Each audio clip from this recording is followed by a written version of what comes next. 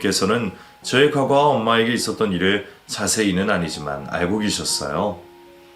남편에게서 먼저 이야기를 듣게 되었다고 말씀하셨죠. 두 분께서는 저를 안아주시며 지난날 고생을 해온 것에 대해 마음 아파하셨습니다. 두 분이 저에게 보이시는 뜻밖의 모습을 보며 놀랄 수밖에 없었죠. 저에게는 그 모습이 그 어떤 모습보다 더 열렬한 환대나 다름없었으니까요. 남편보다 더 다정하시고 착한 성품을 가진 시부모님께서는 인사를 드리러 온 그날 당장 저를 며느리라고 부르시며 저를 한 가족 식구로 맞이해 주셨습니다. 그리고 남편을 만난 엄마도 배려심 깊고 착한 남편을 보며 저와의 결혼을 허락해 주셨죠. 제가 예상해왔던 결혼 준비 과정과 달리 너무나도 순조로운 모습에 놀랄 수밖에 없었습니다. 이 모든 게 다 좋은 남편을 만난 덕분이라고 생각하게 되었죠. 그렇게 저는 연애에서부터 결혼 준비까지 너무나도 행복한 감정을 이어가며 결혼식을 올릴 수 있었어요. 결혼 이후 남편은 정말 자신이 한 말을 지켜나갔습니다. 엄마에게는 정말 친아들처럼 행동하며 저보다 더 잘 모셨죠. 애정 표현은커녕 엄마와 대화도 자주 하지 않는 저와 달리 남편은 하루에도 몇 번씩이고 엄마에게 전화를 했고 저에게는 말도 하지 않고 엄마와 시간을 보내며 저보다 더 친자식같이 행동했어요. 엄마 역시 남편을 친아들처럼 대하며 정말 오랜만에 행복한 얼굴을 보이며 지냈죠. 남편 덕분에 아빠가 죽은 이후 처음으로 완전한 가족이 된 걸 느끼게 되었습니다. 그 외에도 엄마에게는 남편 덕분으로 보이는 긍정적인 변화가 많이 보였어요. 매일 집과 일터만 다니고 가족 이외의 다른 사람과는 사회적 교류를 하지 않던 엄마가 어느 날부터 외출도 하고 친구도 사귀고 있었죠. 엄마, 집에 갈비가 선물 들어와서 저녁에 그이랑 엄마 집에 가서 같이 구워 먹을까 하는데 일 언제 끝나? 오늘 안 되는데? 엄마 오늘 회식 있었어. 회식? 엄마가 회식을 나간다고? 정말이야? 어디서 누구랑 먹는데? 회식을 같이 일하는 사람들끼리 먹지 누구랑 먹어? 그리고 네가 가게 알아서 뭐하게? 와서 엄마 기 좀 살려주려고? 너 무슨 생각하는지 아는데? 엄마도 이제 사람들 만나고 친구도 사귀면서 살아. 그러니까 너무 걱정하지 마. 회식을 하는 걸 가지고 거짓말하진 않겠지만 변한 엄마의 모습이 쉽게 믿어지지 않았습니다. 그래서 결국 엄마 길을 세워주겠다고 회식비를 결제해주러 간다고 했죠. 그렇게 찾아간 고깃집에서 엄마가 다른 사람들과 즐겁게 웃고 즐기는 모습을 보게 되었어요. 그 모습을 보자 엄마가 정상으로 돌아온 것 같아 눈물이 터져 나왔죠. 엄마에게 들킬까 차 안으로 가서 얼마나 울었는지 몰라요. 물론 기뻐서 흘린 눈물이었지만요. 엄마에게도 고마웠지만 누구보다 남편에게 고마웠습니다. 우리 집의 모든 변화가 다 남편 덕분이라고 생각했으니까요. 그래서 저 역시 남편에게 도움이 될 수 있다면 최선을 다해 돕게 되었고 항상 적자를 보고 있는 남편의 가게를 도와주며 행복한 결혼 생활을 이어가게 되었죠. 그러다 결혼 후 3번째 명절을 맞는 날이었습니다. 시부모님께서는 명절마다 해외나 국내 여행지로 휴가를 가셔서 저희는 엄마와 같이 시간을 보내고는 했죠. 그날 역시 이틀 동안 엄마와 같이 명절을 보내고 있던 중이었어요. 따로 차례를 지내진 않았지만 가족들끼리 맛있게 먹을 요리도 하고 수다도 떨며 알코올도 조금씩 들어가니 생각보다 더 일찍이 가족들 모두가 잠자리에 들게 되었죠. 그렇게 잠을 자고 있던 도중 몸부림을 치다 침대에 남편이 없다는 걸 알게 되었습니다. 살짝 잠에서 깨어났고 화장실에 가고 싶어졌어요.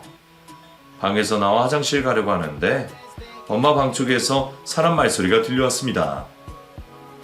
TV 소리라고 생각해서 가려던 화장실에 들어가는 순간 엄마 방에서 들리는 소리가 남편의 목소리라는 걸 알게 되었죠. 무슨 이야기를 하길래 잠을 자다 말고 일어나서 대화를 하나 싶어 방문에 귀를 대고 두 사람의 대화를 엿게 되었어요. 그러니까 나는 자네 말대로 하면 되는 거지?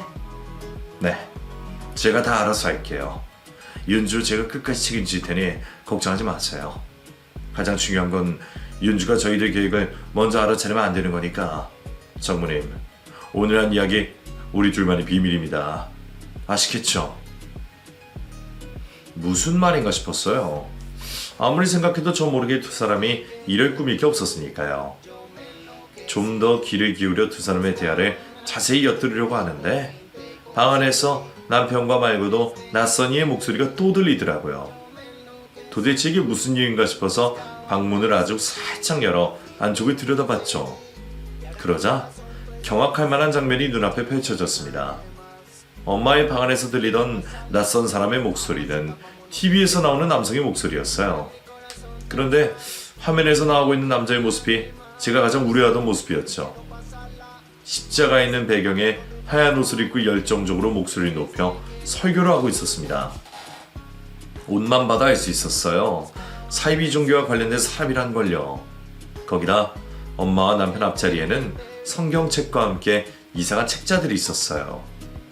과거 일로 인해 우리 집에서는 절대로 볼 수 없었던 종교에 관련된 책을 보게 되자 불길한 예감이 스쳤습니다.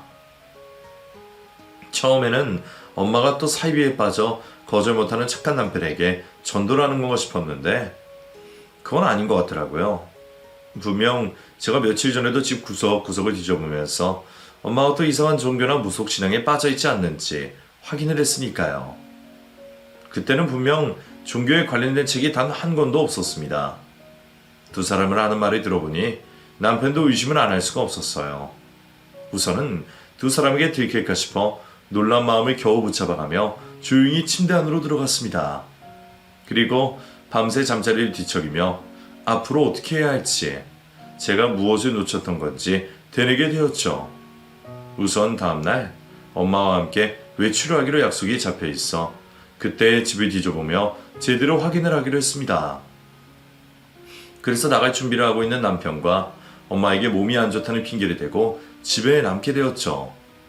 베란다에서 엄마와 남편이 아파트 단지를 나갔다는 걸 확인했던 저는 엄마 방과 남편의 짐을 뒤져가며 어제 확인했던 책자들과 방송이 나왔던 CD를 찾게 되었죠.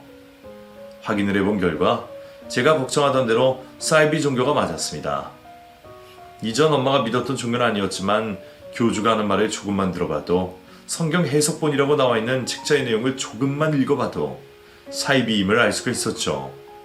그런데 사이비 종교와 관련된 물건들을 발견한 곳이 남편이 가지고 다니던 가방 안이었어요. 그러니까 제가 사랑하고 믿어왔던 남편이 사이비 종교의 신도였다는 거였죠. 과거 엄마가 사이비 종교에 빠져 있었기 때문에 그 옆에 있는 가족들이 얼마나 힘든지 알고 있었습니다. 사이비에 빠진 가족과 생활하는 것도, 또 그 가족들을 다시 사이비 종교에서 빼내와 정상적으로 되돌리는 것도 너무나도 힘든 일이라는 걸 경험으로 체험해 알고 있었기 때문에 겁이 날 수밖에 없었죠. 무엇 하나 빠질 게 없는 남편이 어쩌다 사이비에 빠지게 된 건지, 또 어느 정도 빠져 있는지 알아야 할 것 같았습니다. 그래서 남편의 뒤를 밟아보게 되었어요.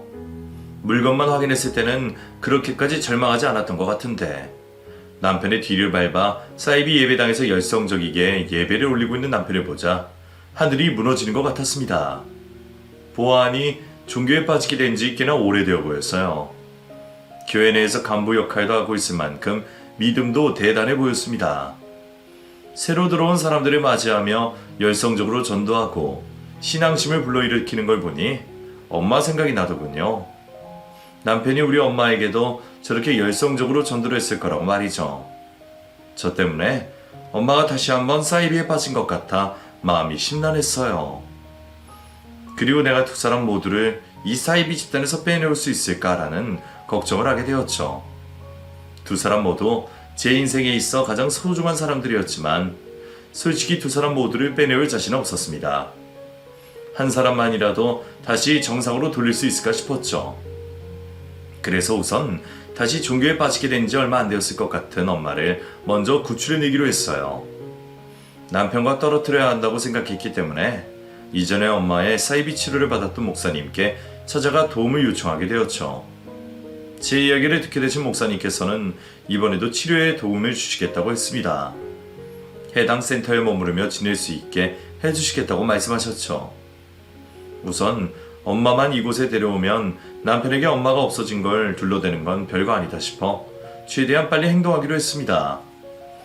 시간이 흐를수록 사이비 종교에 대한 엄마의 믿음은 커져가고 있었을 테니까요. 엄마에게는 같이 교회로 드라이브나 갔다 오자고 속이고 차에 태워 치료센터로 출발하게 되었죠. 익숙한 풍경이 있는 길로 돌아서자 엄마는 과거 치료받았던 기억이 났는지 갑자기 저에게 어디를 가는 거냐고 물어보았습니다. 지금 대답을 하면 엄마가 격렬하게 반항을 할 것 같아 우선 거짓말하며 둘러대었는데 이미 눈치를 챈 것 같았어요. 결국 운전을 하며 실랑이를 벌이게 되었죠. 너 지금 어디로 나를 데려가는 거니? 이 길 그 치료원 있던 곳이잖아. 치료하는 거 맞지? 아니야, 엄마가 지금 치료원을 왜 가? 가다 보니까 이쪽 길로 왔네. 나는 이 길이 그 길이라는 걸 엄마가 말해서 알았어. 너 차 세워. 나 지금 거기 들어갈 수 없어. 지금 들어가면 모든 게 수포로 돌아가는 거라고. 내가 다 말해줄 테니까 우선 차 세워. 엄마 미안해. 근데 엄마도 예전에 경험해봐서 알잖아. 지금 엄마 걱정되는 거 이해되는데 이전에 치료받고 난 다음을 떠올려봐. 지금 치료센터로 들어가는 게 맞는 행동이야. 운전 중이니까 괜히 위험하게 행동하지 말고 우리 조용히 치료센터 가서 치료받고 돌아오자. 윤주야, 그런 거 아니야. 엄마 정말 아무렇지도 않다니까. 네가 지금 오해를 하는 거야. 얼른 차 세워. 치료원에 가서 같이 있으면 안 된다고. 네가 위험하다니까. 엄마가 치료를 거부하고 저에게 소리를 지르자 과거의 기억이 다시 떠오르기 시작했습니다. 그 당시 힘들었던 기억과 감정들이 떠오르자 더는 운전을 할 수가 없을 것 같았어요. 그래서 차를 갓길에 세워놓고 울며 엄마에게 소리를 지르게 되었죠. 왜 또 이런 건데? 누가 엄마를 꼬시든 한번 데인 적도 있으면서 왜 또 그놈의 사이비 종교를 믿냐고. 윤석 씨가 전도한다고 그렇게 쉽게 넘어가면 어떡해.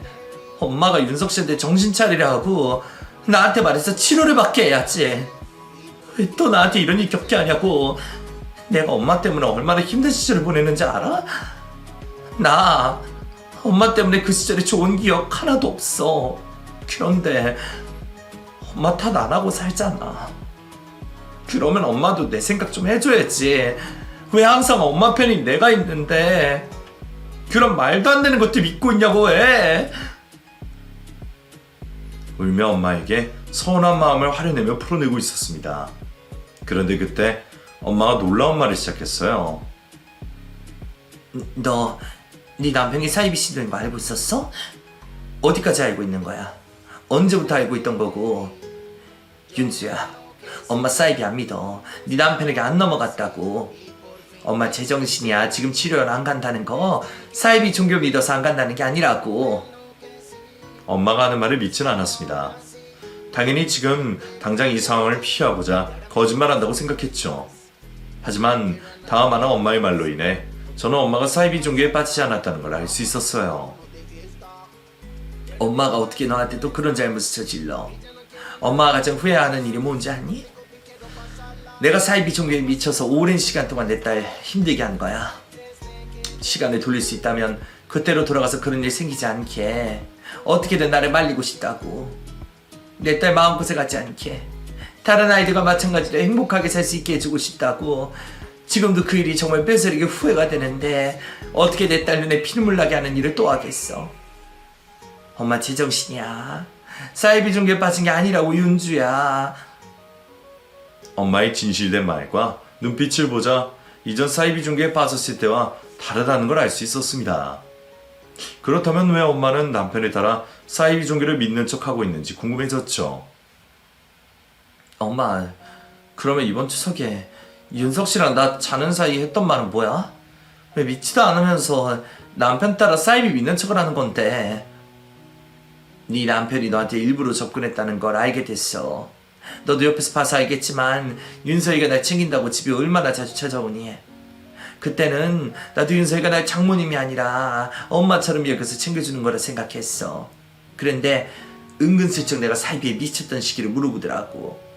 그러더니 점점 이야기가 이상한 곳으로 빠져. 그런 가짜들 때문에 진짜로 신앙생활하는 사람들이 힘들다고 했던가? 그러면서 내게 사람도 사귀고 봉사활동도 하면서 과거에 있었던 죄책감이나 후회를 일부 다뤄보자고 하더라고. 그런데 내가 싫다고 했어. 과거에 내 전적이 있어서 이제는 어떤 종교도 믿지 않을 거라고. 그러다가 윤주가 네가 걱정할 게 뻔하니까. 그랬더니 그러면 종교는 믿지 않고 봉사활동만 하자고 하더라. 여러 번 그런 말을 하니까 또 좋은 일이라고 생각되니까 따라 나서게 되었지. 처음에는 좋았어. 윤석이가 말했던 것처럼 내가 저지른 죄값을 갚는 느낌도 나고. 그런데 언젠가부터 윤석이도 그렇고 같이 봉사활동하는 사람들도 그렇고 종교에 대해서 은근히 이야기를 하는 거야. 정신 똑바로 차리지 않으면 또 빠질 것 같더라고. 그래서 거리를 두려고 하는데 윤석이 입장에서는 내가 종교에 빠졌다고 생각했는지 본격적으로 전도를 하려고 하더라. 그 전도하는 내용을 들어보니까 수상해. 혹시 네 남편이 사이비에 빠졌다고 하면 네 마음이 어떨까 싶어서 확인하려고 교회를 따라 나가봤지. 그런데 사이비가 맞더라. 그걸 알게 되니까 눈앞이 깜깜한 거야. 나 때문에 자기 인생 반이 날려가면 그렇게 힘들게 살았는데 이번에는 사랑하는 남편이 사이비에 빠졌다니. 그래서 내가 너한테 알리지 않고 윤석이를 정신 차리게 하려고 했다. 그래서 일부러 쫓아다니게 되었어. 그런데 우연히 윤석이가 교회 장로라는 사람과 네 이야기라는 걸 듣게 된 거야. 그리고 너한테 일부러 접근한 것까지. 윤주야, 충격적이겠지만 엄마 믿고 엄마만 따라와. 이번에는 내가 널 그 녀석 손아귀에서 구해줄게. 힘들게 살아온 내 딸 엄마가 구해줄 테니 아무 걱정하지 말어. 엄마는 남편이 저의 재산을 노리고 접근했다는 걸 들었다고 했습니다. 그리고 아주 무서운 계획도 있다는 걸 알게 되었다고 했죠. 저에게 돈이 많다는 소문을 듣고 접근한 남편은 연애를 하면서 자신이 믿는 사이비 종교에 끌어들여 제 재산을 교회에 바치려고 계획한 것 같다고 했습니다. 그런데 제가 엄마와 있었던 과거의 일로 인해 종교에 대해서는 무조건 부정적이고 어떤 방법을 써서도 비집고 들어갈 수 없다는 걸 알자 방법을 바꾼 것 같다고 해요. 결혼을 해서 저와 엄마의 신뢰를 얻은 다음 과거 사이비 종교에 빠진 적이 엄마를 깨어내요. 제가 정신적으로 이상이 있다고 세뇌를 시켜 저를 정신병원에 강제로 감금을 시키려고 했던 것이었죠. 정신병원 강제 감금의 경우 가족 2인 이상의 동의를 얻어야 가능했기 때문에 저희 재산을 빼앗는데 첫 번째 순서로 엄마를 자신이 믿는 종교로 포섭을 하려고 했던 것이었습니다. 그런데 엄마는 이 내용을 따라간 교회에서 우연히 듣게 됐고 다시 한번 딸이 힘든 상황을 겪게 만들 수 없어 연기를 하고 있었던 거죠. 엄마는 증거를 모으고 있다고 말했습니다. 남편이 저에게 접근하여 비정상적인 방법으로 금전적 이득을 취하려 하는 증거를 말이죠. 엄마는 제가 남편과 혼인 취소를 할 수 있게 그리고 남편이 사기 공모죄로 처벌을 받을 수 있게 준비 중이라고 했습니다. 그러며 항상 품속에 가지고 다닌다는 녹음기를 저에게 건네주었죠. 그곳에는 제가 정신착란을 겪고 있다는 남편의 목소리가 담겨져 있었어요. 그리고 자신의 범행 계획을 말하고 있는 내용들도 담겨져 있었죠. 엄만 필요하다면 나를 희생시켜서라도 그럼 처벌받을 수 있게 만들려고 한다. 그러니까 엄마 좀 믿어줘. 물론 내가 저지른 잘못 때문에 불안한 거 알아. 하지만 이제 2번 다시는 나 때문에 내 딸이 눈물 흘리게 만들지 않을 거다. 엄마 어떤 상황에서도 정신 꽉 잡고 있으니 엄마만 믿어다오. 엄마만 위험에 빠뜨릴 수 없었습니다. 남편과 한 집에서 생활하고 있었던 사람은 저였기에 제가 더 많은 증거를 모을 수 있을 거라고 생각했죠. 곧바로 제가 외출할 때마다 집 구석구석에 카메라와 녹음기를 켜놓고 남편의 입에서 나오는 증거들을 모으게 되었죠. 그러다 보니 엄청난 사실들을 알 수가 있었습니다. 정말 세세하게 개혁되어 있던 사기라는 걸 말이죠. 우선 제가 보았던 남편의 부모님들 모두 가짜였습니다. 두 사람 모두 남편이 다니고 있는 사이비 종교 집단과 관련된 사람들이었죠. 진짜 부모님들은 남편이 사이비에 빠지고 헤어나오지 못하자 연을 끊게 된 지 오래되었다고 했어요. 그래서 이어지는 거짓말이 바로 밝혀졌죠. 남편의 아버님이 소유하고 계시다는 그 건물. 그 건물의 소유주는 사실 남편이 믿는 종교단체였어요. 그리고 그 가게 안에서 가게를 하고 있는 사람들 대부분이 그 종교의 신도들이었죠. 그러니까 남편이 좋은 사람이라며 저에게 바람을 넣었던 찻집 사장님과 부동산 사장님 모두 계획적으로 저에게 접근을 했던 거였습니다. 어떻게 보면 엄마를 제외하고 제 주변 모든 것이 조작된 상태였던 거죠. 이 모든 사실을 알게 되었던 저는 남편과 혼인 취소 소송을 하게 되었습니다. 그리고 사기 공모죄로 관련된 사람들 전부를 고소하게 되었죠. 법대로 하는 일이니 증거들만 있으면 쉬울 줄 알았는데 전혀 그렇지 않았습니다. 하루에도 수십 번 종교 관련된 사람들이 저희 가게 영업장으로 찾아와 무언의 압박을 했거든요. 하지만 그때는 저 혼자가 아니었습니다. 엄마가 제 곁을 지켜주며 끝까지 소송을 이어갈 수 있게 해주었죠. 사이비 종교라고 하면 이골이 나 있었던 저희 모녀는 그 종교단체의 압박을 대수롭지 않게 무시할 수 있었습니다. 그리고 결국에는 승소를 하게 되어 남편과의 관계를 깔끔하게 끝낼 수 있었죠. 남편과 혼인 취소를 하고 저에게 사기를 공모했던 사람들에게 처벌을 받게 했던 저는 오랜 시간 해오던 가게를 닫게 되었습니다. 저 스스로의 선택이었죠. 장사는 더 할 수 있었지만 바로 앞에 사이비 단체를 두고 장사하는 게 영 마음이 불편하더라고요. 그래서 가게를 폐업 후 다른 곳으로 옮겨 새로운 마음과 새로운 다짐을 하고 있어요. 전에 하던 목만큼 목이 좋은 것은 아니라 수익이 떨어지긴 했지만 그래도 우리 두 모녀가 살아가기에는 부족함이 없습니다. 제가 모아둔 돈이 있고요. 그래서 넘치는 여유로 엄마와 함께 많은 여행지를 돌아다니며 못다 했던 모녀 간의 추억을 쌓고 있어요. 지금이 인생에서 가장 행복한 시간입니다. 엄마와 이런 시간을 보내게 될 거라고는 상상하지 못했으니까요. 너무 늦게 찾은 행복에 아쉬워하지 않고 앞으로 쌓게 될 엄마와의 행복한 추억만 생각하며 미래를 그려나가려고 합니다. 그러면 여러분들께서도 이번 설 연휴 가족과 함께 좋은 추억 쌓을 수 있는 시간